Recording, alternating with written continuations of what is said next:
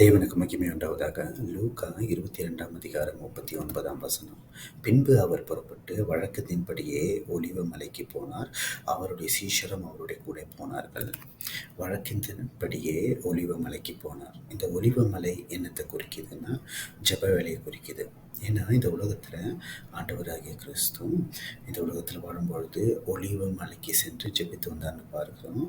அது மாத்திரம் இல்லைங்க, 2ஆம் வருகை போது, அதாவது ரகசிய வருகையில், பகிரங்க வருகையில் ஆண்டவர் ஒலிவ மலை மேலே இறங்குவார் அப்படின்னு வேதம் குறிப்பிடுது. இந்த ஒலிவ மலையுடைய அத்தனை சிறப்பு என்னன்னா ஆண்டவர் ஜெபித்த இடம். அதே காரியம் எனக்கு உங்களுக்கும் பொருந்தும். நாம் ஜபிக்கிற இடத்தின் மூலமாக தான் ஆண்டவர் யுத்தங்களை நடத்துவார். உங்கள் ஜபத்தை நீங்கள் அசட்டை பண்ணாதீங்க, தேவன் அசட்டை பண்ணுவதே இல்லை. அதனால் நீங்களும் அசட்டை பண்ணாதீங்க. தேவன் யுத்தம் செய்கின்ற இடம், உங்களுக்கு வாழ்க்கையை மாற்றி தருகிற இடம் உங்கள் ஜப வேலை. அதை விட்டுறாதீங்க.